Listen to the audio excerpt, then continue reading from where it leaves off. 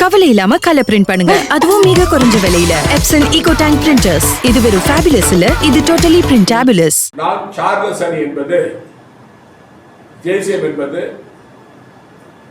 Bharatiya ஜனதாவுடைய B team என்று சொன்னேன்.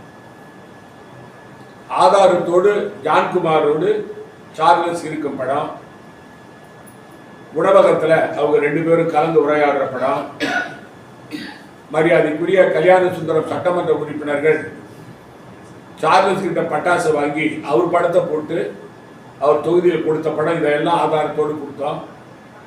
அதே போல அவங்க ஃப்ரிட்ஜ் ரெஃப்ரிஜரேட்டர் மரியாதைக்குரிய ராமலிங்கம் அவர்கள் வீட்டுக்கு அவர் கொடுத்ததெல்லாம் போட்டோம். அது திருப்பி அனுப்பிட்டேன்னு சொல்லியிருக்காரு ராமலிங்கம். நாங்கள் எங்களுக்கும் ஜேசிஎம்முக்கும் சார்லஸ் மார்ட்டினுக்கும் சம்பந்தமே இல்லை. நாங்கள் எங்களுடைய பி டீம் அவங்க இல்லை. அவர்களோடு தொடர்பு கொண்டிருக்கின்ற எங்களுடைய அமைச்சர் சட்டமன்ற உறுப்பினர் மீது மேலிடத்திலிருந்து வருகிற பிரதிநிதியிடம் கூறி நடவடிக்கை எடுப்போம் என்று கூறினார். ஆனால் இந்த சார்லஸுடைய டீம் என்ஆர் காங்கிரஸ் சட்டமன்ற தொகுதியிலே குறியிடுகிறது. அதிலே சென்று அவர்கள் வேலை செய்கிறார்கள். பாரதிய ஜனதா தொகுதியில் அவர்கள் செல்வதில்லை. ஏம்பலம் தொகுதி போவதில்லை, அதே போல மண்ணாடிப்பேட்டை தொகுதி போவதில்லை. சொல்றது ஆரம்பத்தில் சொல்றது மக்களை ஏமாத்துறதுக்காக சொல்றது. ஆரம்பிக்கிட்ட அப்புறம் பார்ப்போம். இதுவரைக்கும் அது பிஜேபியுடைய பி டீம் தான் செயல்படுது. உண்மையிலேயே ராமலிங்கம் அவர்கள் இந்த இந்த கல்யாண சுந்தரத்திலிருந்து, ரிச்சர்ட்ல இருந்து, ஜான்குமார்ல இருந்து இவர்கள் எல்லாம் பாரதிய ஜனதாவுடைய சட்டமன்ற உறுப்பினர்கள், அமைச்சர். இவர்கள் சார்லஸ் மார்ட்டினோடு தொடர்பு கொண்டிருக்கின்ற காரணத்தால் அவர்களை கட்சியிலிருந்து நீக்குவாரா? அவரால் முடியுமா? மேலிட பிரதிநிதி நேற்று வந்தார், 2 நாளைக்கு முன்ன வந்தாரு, சனிக்கிழமை வந்தாரு. மேலிட பிரதிநிதி என்ன செஞ்சாரு?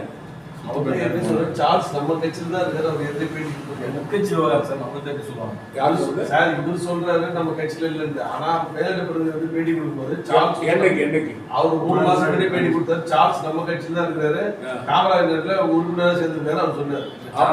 அவர் பாரதிய ஜனதா கட்சியில் இருக்கிறாரு. ஆனா பாரதிய ஜனதா கட்சி கட்சிக்கு ஆதரவா செயல்படுறாரு, என்ஆர் காங்கிரஸுக்கு எதிர்ப்பா செயல்படுறாரு. யார் சொல்லணும்? பாரதிய ஜனதா கட்சியினுடைய பொறுப்பாளர் சொல்றாரு, பாரதிய ஜனதா கட்சி உறுப்பினர். 3 மாசத்துக்கு முன்னாடி அவர் இப்ப ரீசன்ட்டா விலகிட்டார். அவர் விலகிட்டோம், விலகாத போட்டு அதை பத்தி பாரதிய ஜனதாவுக்கும் சார்லஸுக்கும் தொடர்பு இருக்கு.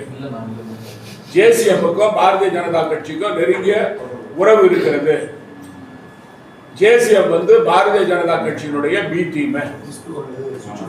இதை நாங்கள் உறுதியாக கூறுகிறோம்.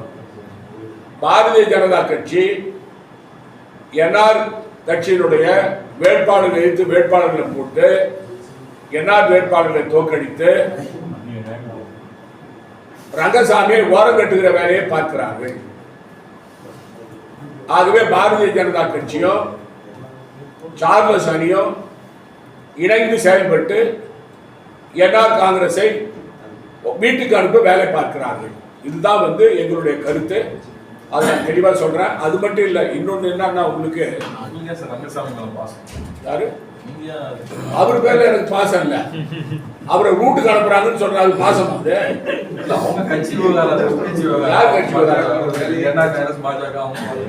அவங்க பாத்துக்கிட்டு தான். நான் என்ன சொல்றேன், நான் பி டீம் இல்லன்னு சொல்றாங்க. அதுக்கு நம்ம பதில் சொல்லி ஆகணும்ல.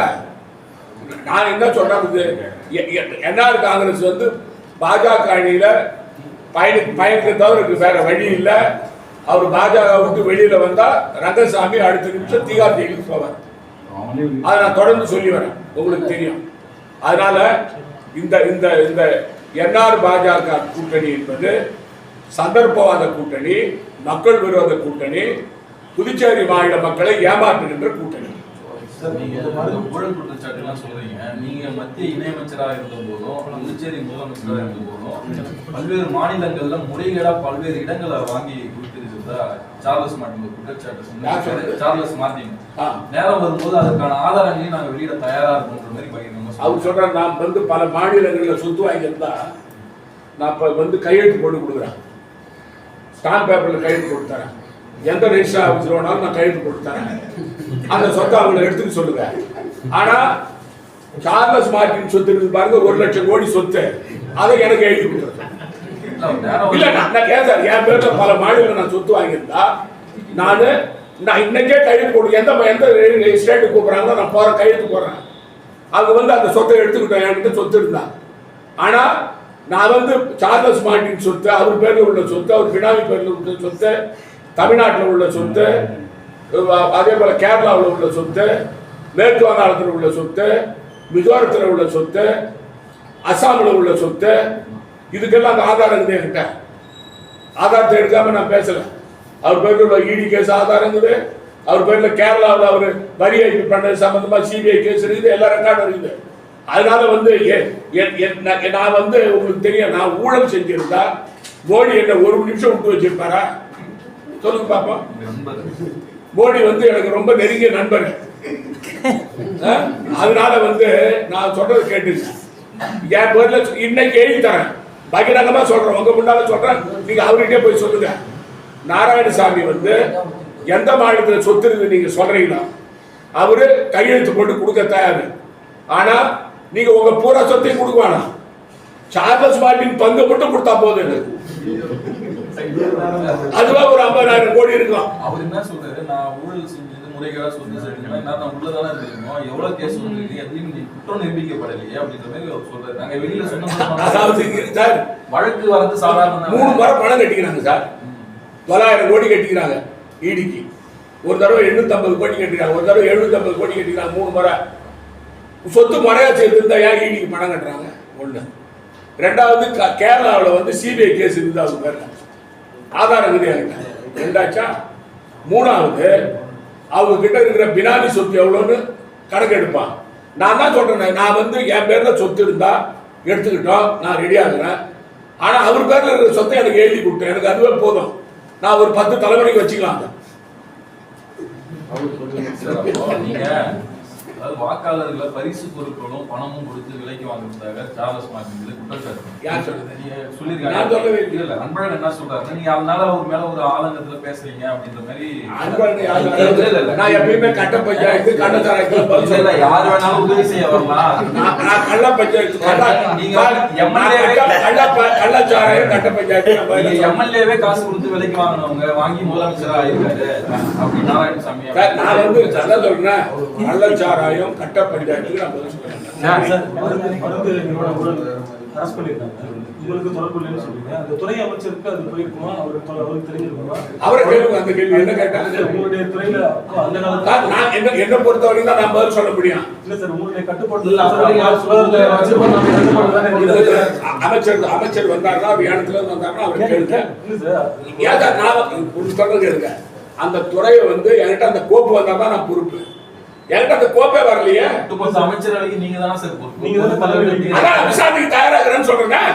என் பேர்ல நான் காதல் வாங்க.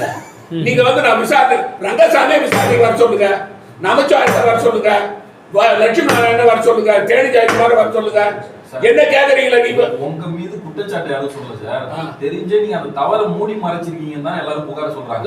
உங்க அமைச்சரவையா மூடி மறைக்கிறேன்? உங்க அமைச்சரவையில ஒரு தவறு அது சம்பந்தமா என்கிட்ட புகார் யார் அனுப்புறது? யார் அனுப்புறது எனக்கு புகார்? நான் முதலமைச்சரா இருக்கும்போது இந்த மாதிரி மருந்து வாங்குறதுல ஊழல் நடக்குது, நீங்க நடவடிக்கை யார் எனக்கு மனு அனுப்புனாங்க? நான் யார் நடவடிக்கை அப்படி அனுப்பி இருந்தாங்க, நான் நடவடிக்கைலாம் நான் கொடுத்த என் பேர்ல தப்பு. என்கிட்ட மனுவே வரலையே, எனக்கு எப்படி தெரியும்? எனக்கு ஞான திருஷ்டியா இருக்குது. இந்த குற்றமே 22 தான் கண்டுபிடிக்கப்பட்டது. அது இல்ல சார், நான் இது எது நடந்தாலும் சரி சார். இப்ப அந்த 2019 2022 வரைக்கும் ரங்கசாமி மருந்து அவங்க கிட்ட வாங்கியிருந்தா அவரு பொறுப்பு இல்லையா? அவர் தான் அந்த துறையினுடைய அமைச்சர். முதல்வரை பத்தி கேட்கல சார், ஒரு துறைக்கே ஒரு அமைச்சர் இருக்கார் சுகாதாரத்துறை, அவருடைய கவனத்துக்கு சென்றுதான் அந்த கோப்பு போயிருக்குமா போயிருக்காதா? அவர் சார் இது வந்து பர்ச்சேஸ் வந்து ஸ்பாட் பர்ச்சேஸ் பண்றது சார். அவங்க அதாவது அமைச்சருக்கும் போகாது, எனக்கும் வராது. நன்றி.